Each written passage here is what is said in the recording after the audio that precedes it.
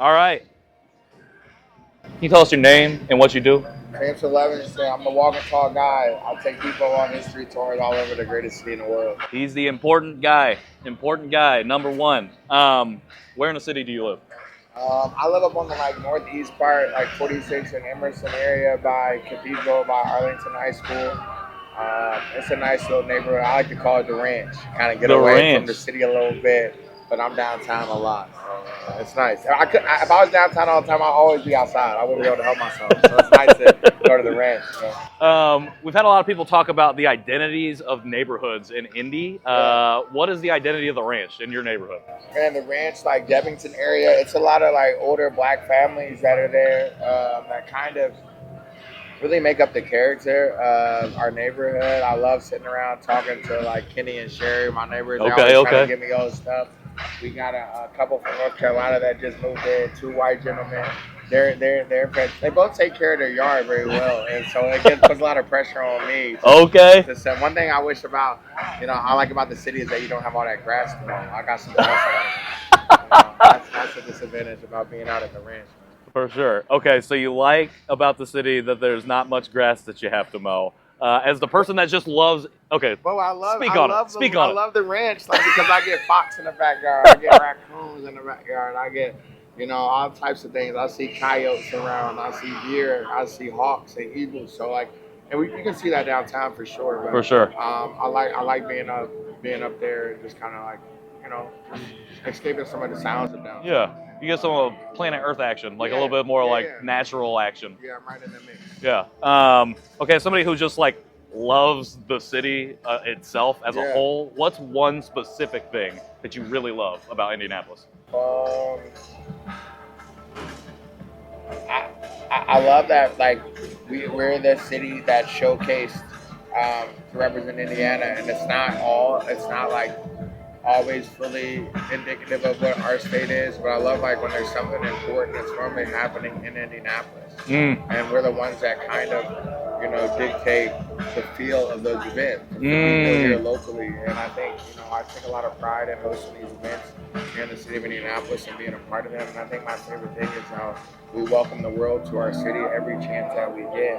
And I know sometimes there's a perception that what does that do for us here, but honestly, get off your ass and be a part of it. Sure. There's no reason why you can't be a part of anything that goes on here. That's one of my another favorite things. If you are good at what you're doing and you want to do it, you can do it in Indianapolis. I promise that. And so you just gotta look for those opportunities. And some people look at Indianapolis as a city to kind of test the waters, and they move to a bigger market. Sure. But I love it here at what you can do, and I hate when I hear people complain about limited opportunities, because I feel there's a lot here. Yeah. I really do. Well, as an outside spectator, I've seen you carve out your own space. Where there was not a thing that was like that before, you made it. Receptive to good things. Yeah. If you do good things, then you will like it. If you do bad things, they won't like. Some people might like it, but fuck those people. Okay. On the flip side of what you really love, is there anything that you would love to see more of in the city, or for the city, or from the city? More walking around, there's neighborhoods you go to that are close and dense, and ain't nobody walking around. That's what I like about when people talk about the safety in downtown, the more people that are here, the safer we are, the safer any area is. And so the dense, shit, I'd be more scared to walk around Sheridan, Indiana at midnight than Indianapolis, because I'm the only one out there, and I'm the only one out there. And it's shit. So at least here, there's some density, and there's things we got to work on for sure. But I wish we were all just outside walking around more all throughout the night. I don't know. I always want to compare us to New York City, but I know we're not that. But I mean, it's just different. Yeah, but I want us to be outside all the time, man. Always active. Bo. Yeah. I remember she was talking about just the nightlife. Yeah. That would help make it safer. For sure. Things being opened up later, and then everything like that. But besides the point, just more outside walking around. Yeah. You mentioned the safety and stuff, and I want to kind of shift to downtown specifically. had the finals. We've had a lot of stuff, WNBA All-Star, a lot of really great things with like blips of like a negative thing that might have happened. Do you think there's a particular, what do you think the biggest misconception of downtown Indy is?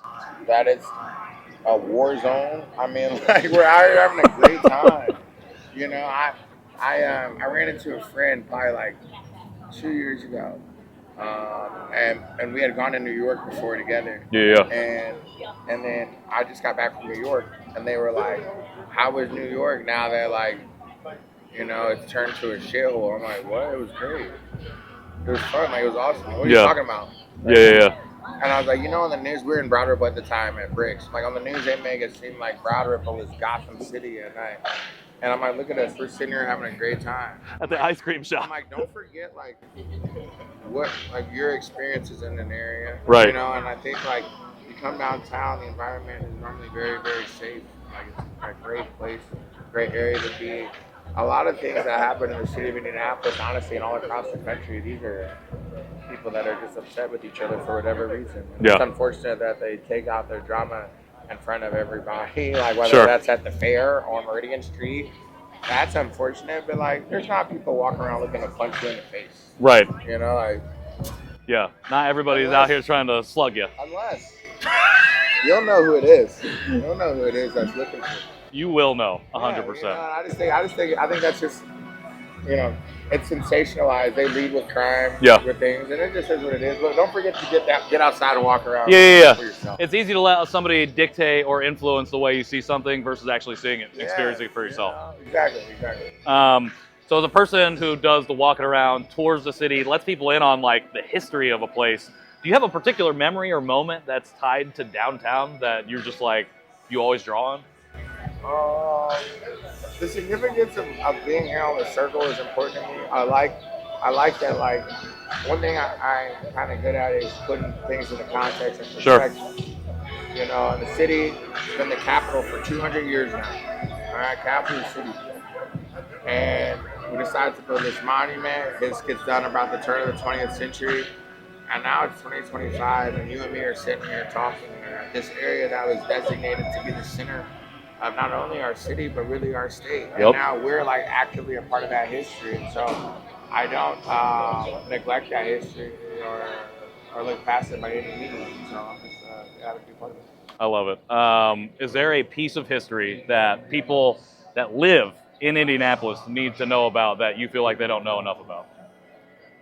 Obviously, all of it. Obviously, all of it. There's a lot. Like, I just like Madam Walker and like everything with Indiana Avenue and that neighborhood. Everybody that's been here, I encourage everybody to look at like the history of people moving to and through Indianapolis and how they were treated in the community that they built, you know, and the things that they achieved. I think our history is nothing that should divide us or, I don't know, make you mad. There's a lot of things that we did that were wrong for sure, but already happened. I think it's cool to focus and be inspired by like the ways we're able to overcome some of the bullshit that we've been faced. Every type of person, every people.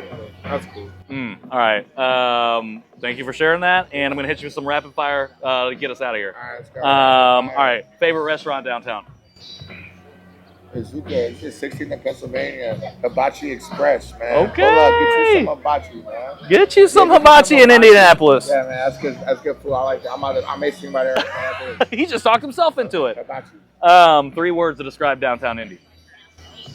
Downtown. What do you say?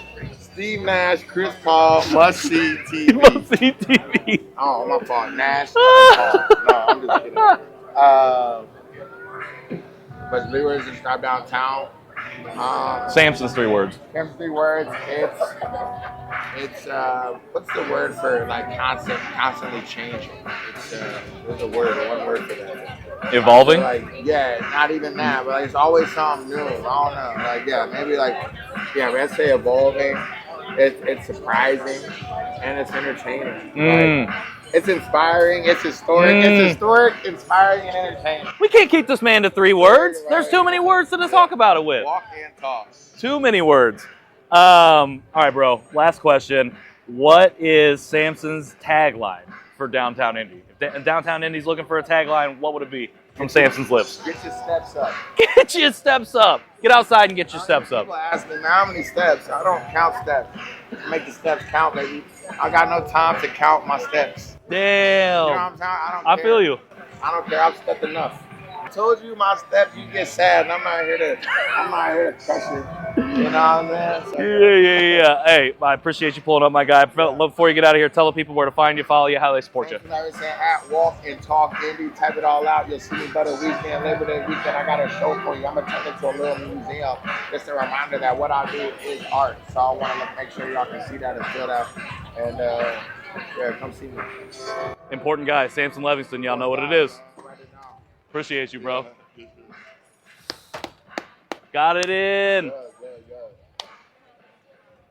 You good, bro? Yeah, thanks for doing it. Thanks for coming through.